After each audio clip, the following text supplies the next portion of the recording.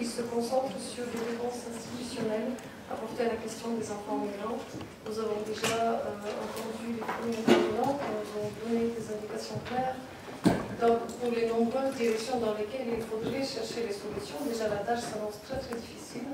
Et je suis sûre que nos intervenants vont nous proposer des solutions concrètes. Et je les remercie par avant. Donc j'ai tout de suite l'honneur de faire passer la parole à mon collègue Tremopoulos. On vous écoute tous attentivement. Merci.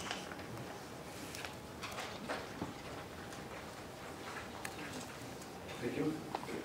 Ladies and gentlemen, dear colleagues and friends, I would like to first thank the organizers for their effort to put together such an interesting event and, of course, for a kind invitation. I would like to share with you a brief introduction to the Greek reality.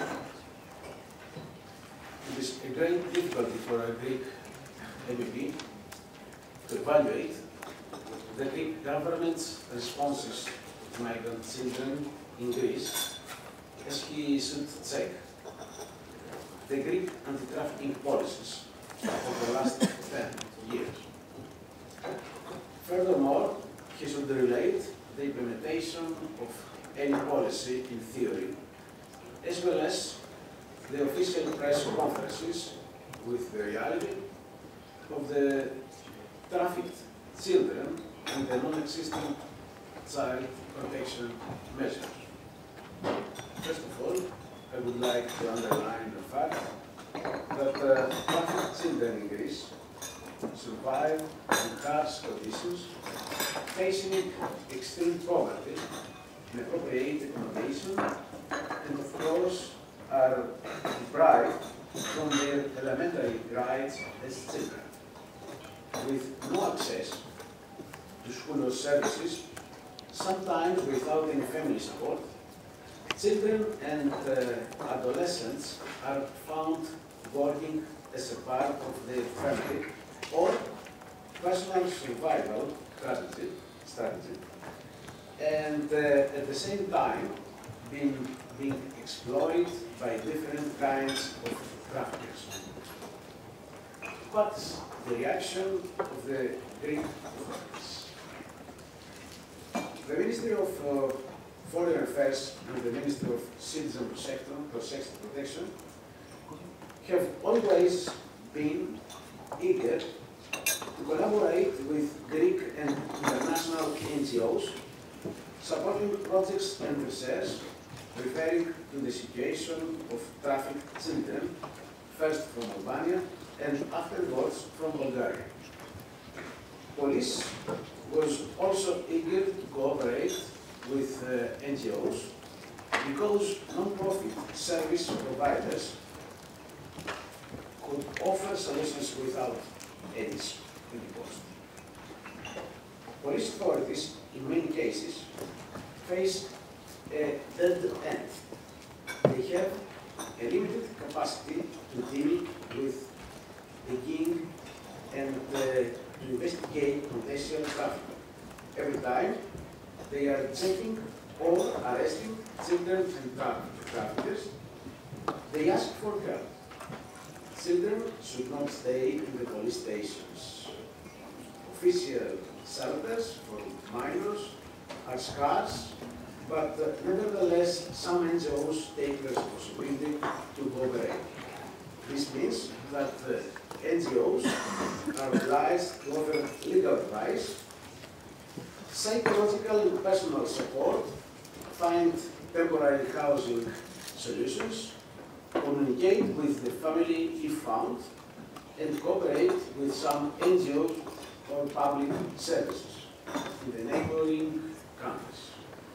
This seems to be positive, but the reality is that the responsibility flows from the official services to experienced and reliable NGOs, which are originally interested simply to offer social support to the trafficking victims. ARSIS is one of these NGOs. As far as I know, his cooperation with the zone for nearly 9 years now. The cooperation of national and international NGOs, which are also service providers, create a model of good practice. It combines the services of the non-profit sector and the collaboration of the police and other state services of the neighboring countries. However, the issue of public services responsibility remains. For example, there is a lack of appropriate accommodation for children and adolescents in Thessaloniki and also in Athens. In some cases, minors were placed in hospital or even in shelters for adults during investigations and legal proceedings.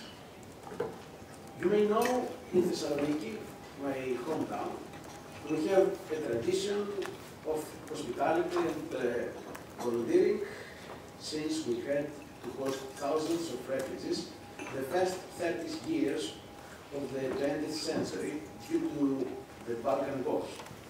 So, on personal basis, everyone can express his solidarity, but there is a lack of institutional solutions, as well as permanent and reliable public services.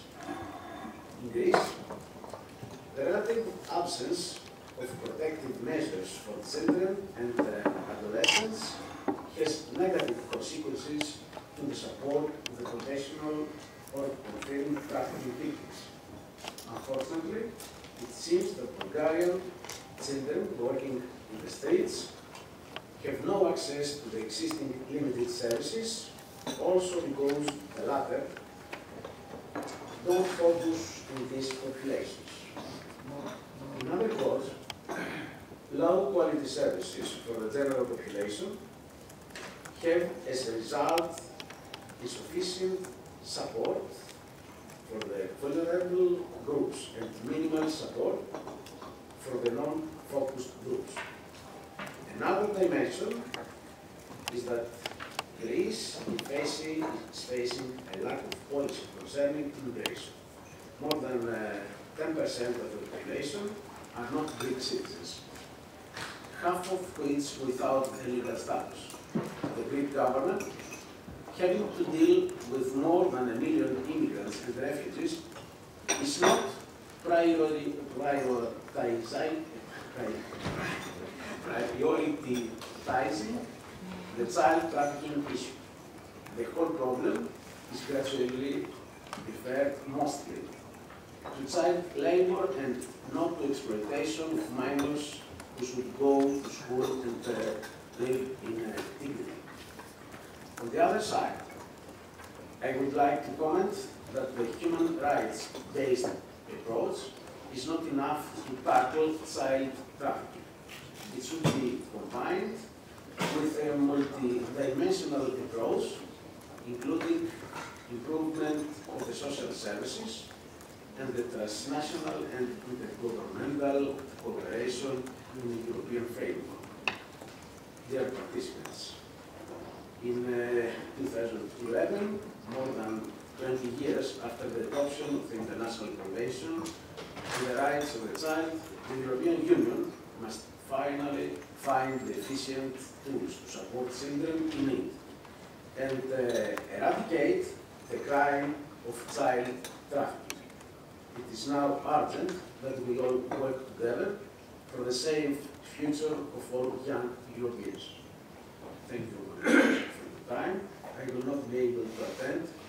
I have flight to catch, but I was promised to be sent the material of the important email. Merci beaucoup, M. Tremopoulos.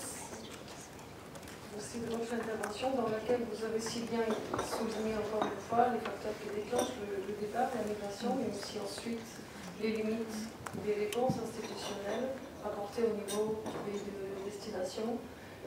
Je retiens aussi le message très fort que vous nous envoyez à tous, c'est d'avoir des approches combinées qui soient coordonnées au